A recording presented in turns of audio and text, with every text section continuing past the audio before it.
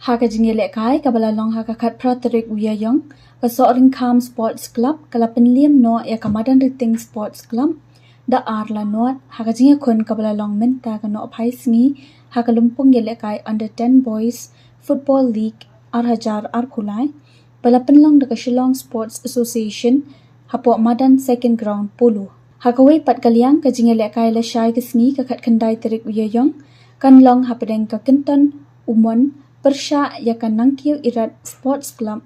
hakapor South Powa no paisngi hapo Madan second ground polo.